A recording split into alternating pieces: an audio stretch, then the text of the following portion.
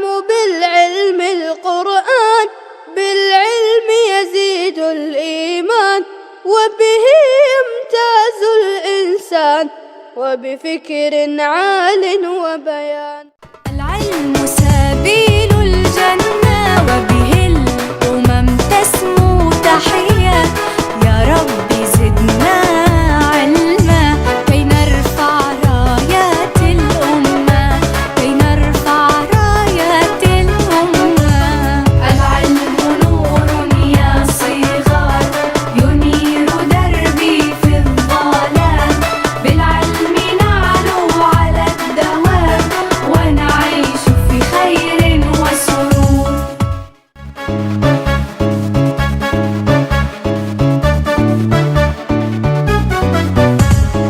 العلم نور يا صغار ينير دربي في الظلام بالعلم نعلو على الدوام ونعيش في خير وسرور. الجهل هدام الأمم هو غاشيات في الظلم هيا انفضوا غباره فالمجد يصنع بالعلوم فالمجد يصنع بالعلوم.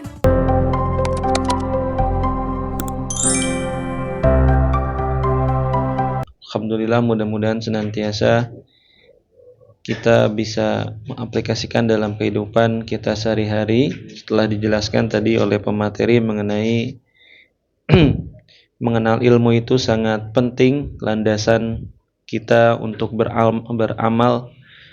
Mudah-mudahan senantiasa kita dimudahkan dan juga diistiqomahkan ya. Salah satu ikhtiar kita yaitu menghadiri kajian-kajian ataupun majelis-majelis ilmu. Amin amin ya rabbal alamin. Insyaallah pada sesi selanjutnya itu pertanyaan, dibuka satu sesi saja, 3 penanya yang insyaallah akan dijawab oleh pemateri. Silakan kepada para jamaah yang ingin bertanya kepada pemateri, boleh di dalam tema ataupun di luar tema, silakan. Assalamualaikum warahmatullahi wabarakatuh.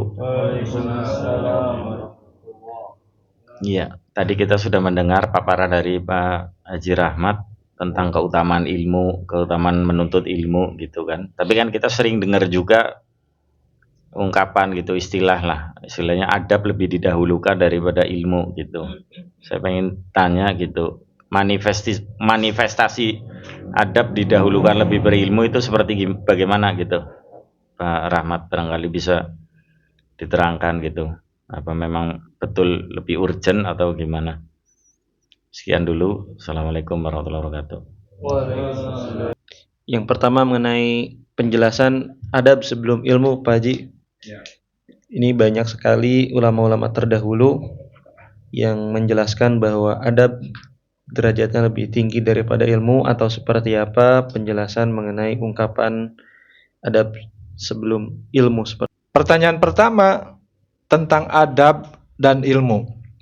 Adab itu tidak hanya didekatkan dengan ilmu, semuanya amal, kemudian melakukan sesuatu harus pakai adab dulu, ya. Jadi adab itu nomor 1.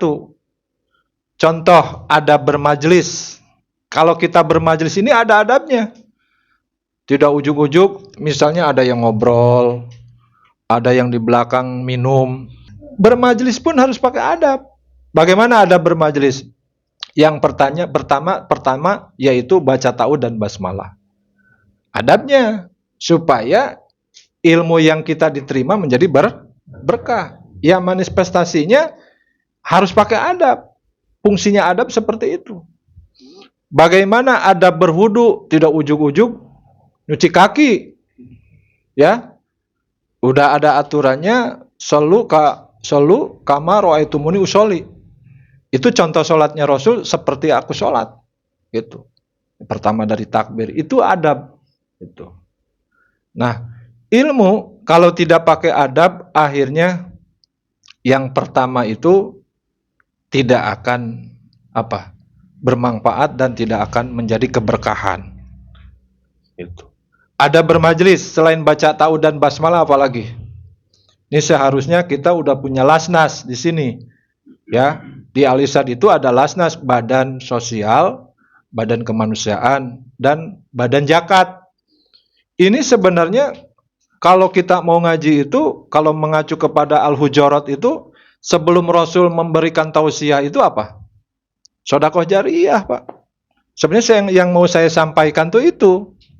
Walaupun sekarang ada di Sohibul Bait yang memberikan fasilitas semua ya, kemudian jamuan apa-apanya, kita kan ada adabnya bermajlis. Seharusnya tentri bikin kencreng besok di sini. Sebelum pemateri menyampaikan tuh sedekah jariyah dulu berapa aja. Ya. Iya, harusnya begitu, adab bermajlis tuh. Kalau nggak salah nanti saya sampaikan ada 14 adab bermajlis. Jangan sampai ada bermajlis itu posisinya sudah dimulai masih ada yang ngobrol di belakang, masih ada yang ngerokok. Itu adab di dalam bermajlis. Ya. Nah makanya adab dengan ilmu, ya benar para ulama memberikan adab dulu. Bagaimana Syekh Hasim Asari menyampaikan di dalam kitabnya Mu'alim wal Muta'alim, Adabul Mu'alim wal Muta'alim. Dua-duanya yang mad'u ya, yang peserta audien itu mencintai apa pengajian hari ini. Ustadznya mencintai itu adabnya, sehingga timbul keberkahan. Jangan sampai ada menguji, saya tes ya, coba pematerinya ya Pak Rahmat bisa teh ya. Ada niat di hati kade. Saya jawabannya waktu kuliah begini gitu kan.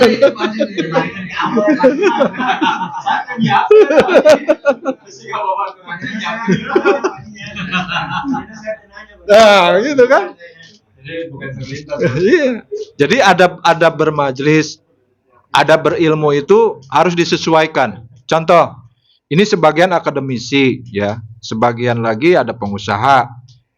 Rasulullah bisa membedakan bagaimana golongan hamba sahaya Bilal dan rekan-rekannya gitu ya. Ibnu Mas'ud dan lain-lainnya materinya. Bagaimana Rasulullah dengan para pengusaha Abu Bakar, Abdurrahman bin Auf, sampai Rasulullah pun ditegur sama Allah di dalam surat Abasa karena tidak pakai adab. Abasa wa tawala, sehingga Rasulullah waktu memberikan tausiah di situ ada Abu Jahal, di situ ada Abu Lahab, di situ ada Walid, datang Ummi Maktum yang buta ingin ikut ngaji. Hasem Rasulullah. Sampai cemberut Rasulullah mukanya turun ayat. Karena si gurunya enggak pakai adab. Abasa wa tawala kan tahu ya, bagaimana orang yang bermasam. Nah, jadi semuanya rentetannya kalau harus tidak pisah adab dengan ilmu itu. Gitu. Ya, manifestasinya tidak akan terpisahkan. Mana yang terdahulu, dua-duanya sebenarnya penting, seperti telur sama ayam. Adab nggak pakai ilmu sama. Adab itu tentunya udah mendapat ilmu duluan. Ya, ya mungkin nanti bisa ada yang menambahkan. Pernah mendengar bagaimana makna adab dan makna akhlak berbeda. Ya, adab itu sampai masuk kepada teori ya. Semuanya pakai adab, wudu pakai adab, sholat pakai adab gitu. Sehingga terjadilah yang disebut kata Pak Sultan itu ya berurutan tumaninah. Tidak saling mendahului gitu. Ada aturannya, makanya Rasulullah kan mengajarkan tentang ilmu itu tauhid dulu. Ini saya sampaikan nih rentetan tentang bagaimana